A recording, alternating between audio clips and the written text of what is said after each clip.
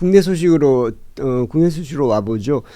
조희대 대법원장이 어제 사법개혁 3법의 국회 본회의 통과와 맞물려서 여권의 사퇴 압박까지 받고 있는데 일단 중도 사퇴 가능성은 일축했습니다. 예. 이제 어제 출근길입니다만은 어제 출근길에서 평소와 달리 꽤 많은 얘기를 한 것 같습니다. 그러니까 조희대 대법원장으로서 이런 출근길에 메시지를 내는 것도 이례적이고요. 사실은 대법원장이 이런 메시지를 내는 것도 매우 이례적입니다. 그러니까 지금 상황에서는 사법부에 대한 어떤 그 신뢰라든가 이런 것들을 지키겠다라는 것 이상으로 정치적 메시지를 좀 읽히거든요. 간단하게만 좀 설명을 드리면 이런 이야기들을 했습니다. 그러니까 사법개혁 3법에 대해서 직접적으로 언급을 하면서요. 그러니까 겨냥을 한 것으로 보입니다. 세상에 완벽한 제도는 없다 이렇게 시작을 합니다. 그리고 개선해 나가야 할 부분은 동의를 얻어야 한다 라고 이렇게 얘기하면서 그런 점에서 국회의 입법활동을 존중한다 이렇게 얘기를 했는데요. 사실 여기까지 보면 국회를 존중한다라고 보이는데 그 다음 말이 굉장히 인상적입니다. 갑작스런 대변혁이 과연 국민에게 도움이 되는지 해가 되는 내용이 없는지 마지막까지 한 번 더 심사숙고해 주시길 국민께 간곡히 부탁드린다라고 했는데 사실은 이렇게 대법원장이 입장을 내놓으면 기자들은 이렇게 밑줄 그으면서 각주를 달기 마련입니다.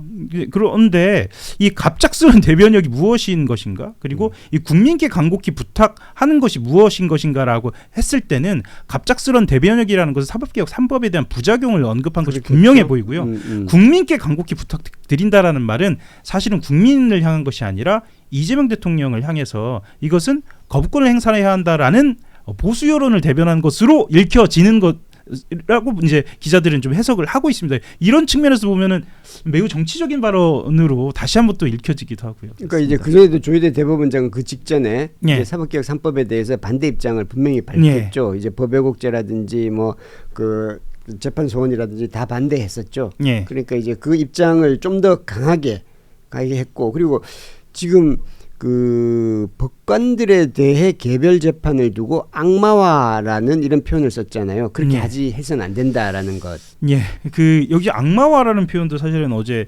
크게 언론에 보도가 됐고 논란도 많았는데.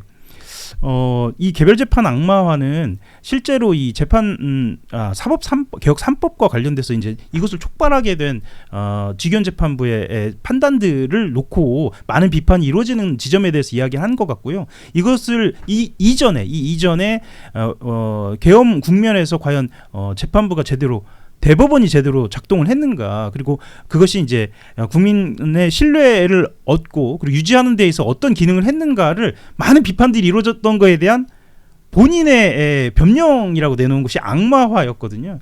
그래서 아마도 국민 여론에서 반발이 좀 컸던 것 같습니다. 또 문제는 뭐였냐면 이것도 또 이례적인데요. 계속 이례적이라고 말씀을 드리는데 국민 신뢰도가 낮아서라는 평가가 있다. 그러니까 이 사법개혁의 이유를 두고요. 이렇게 얘기하면서 한국갤럽 등의 사법신뢰도 조사 결과를 이야기를 했어요.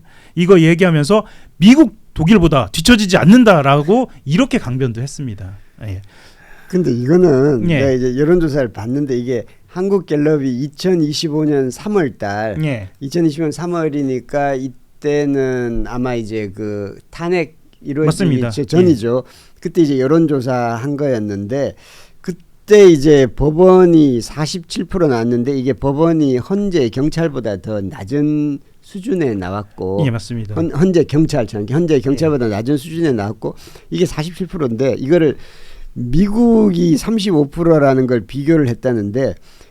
이건 여론조사의 ABC를 모르지 않을 텐데 여론조사라는 건 같은 조사에서 비교를 해야 되는 거지. 맞습니다. 예. A란 조사와 저 딴 B란 조사를 갖다 붙여가지고 퍼센테이지를 한 거 이건 말이 안 되는 얘기잖아요.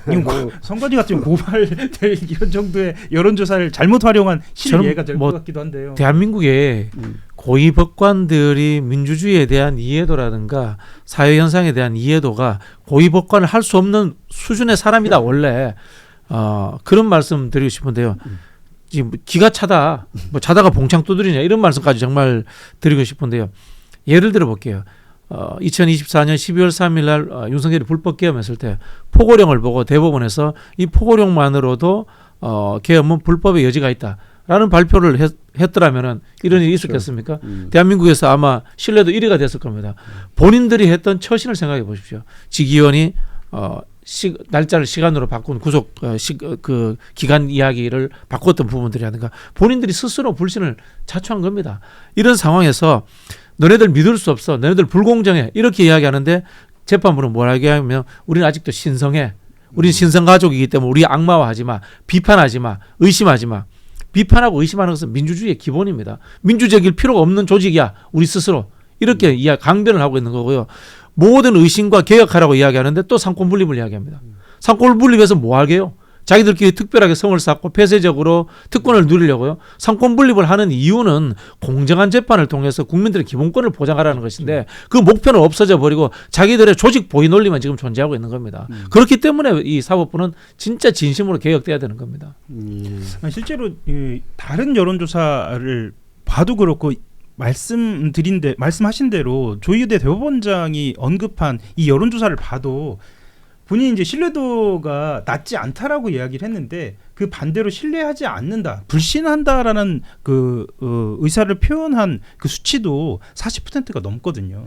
그러니까 그거를 보지 않는 겁니다. 그리고 전체적으로 다른 수치를 보면 실제로 이전에, 그러니까 시계열로 봤을 때 지금 조희대 대법원장이 언급한 이전의 사례들을 보면 추세적으로 낮아지는 것은 맞다. 그러니까 말씀하셨던 것처럼 이게 매번 여론조사를 가지고 그것을 일일이 수치로 비교하기는 어렵지만 추세적으로 봤을 때는 어떻다라고 말씀드릴 수 있을 것 같은데요. 추세적으로는 확정적으로 대법원에 대한 신뢰도는 낮아지고 있는 것은 확실하게 말씀드릴 수 있다라고 하는 것인데 그것에 대해서는 전혀 이야기하고 있지는 않은 거죠. 예. 또 평론가님 말씀하셨지만 늘 얘기하는 게 이제 사법 독립을 신성시하고 얘기하고 있는데 사법 독립은 수단인 거지 그것이 이제 목표나 목적이 돼서는 안 될 텐데 계속해서 이게 전후가 뒤바뀐 게 아닌가라는 생각이 들고 그리고 좀 조희대 대법원장 그리고 대법관 후임 인선을 놓고 또 좀 청와대하고 좀 갈등을 빚고 있죠. 이 사안이 조금 복잡한데. 예, 이 부분도 좀 문제입니다. 그러니까 일단 그 대법관 후보 추천위원회가 그 복수에 그러니까 4명의 재청 후보를 추천을 하면 그 다음에 조희대 대법원장이 대통령에게 제청을 하거든요. 제청을 한 다음에 이제 대통령이 결정을 하고 이 과정이 이루어지는데 일단 대법관 후보 추천위원회가 김민기 판사 그리고 박순영 판사 그리고 손봉기 판사 윤성식 판사 부장판사입니다. 이 4명을 제청 후보로 추천을 했지만 후보 추천위원회에서 추천합니다. 예. 조희대 대법원장이 최종 후보 임명 제청을 40일 넘게 지금 하고 있지 않은 겁니다. 그러니까 보통은 2주 이내에 제청을 하기 마련인데 40일 넘게 하고 있지 않은 상황 또한 사실은 이 신뢰도 하락을 부추기고 있는 거 아니냐. 그러니까 대법원이 스스로 나서서 그런 비판도 충분히 가능한 것 같습니다.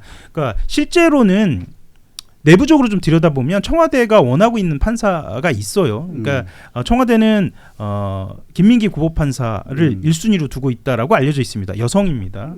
우리법 연구회 출신으로 알려져 있고요. 그리고 대법원에서는 윤성식 부장판사를 지금 여기도 고법 부장판사입니다. 추천을 하고 있는 것으로 알고 있습니다.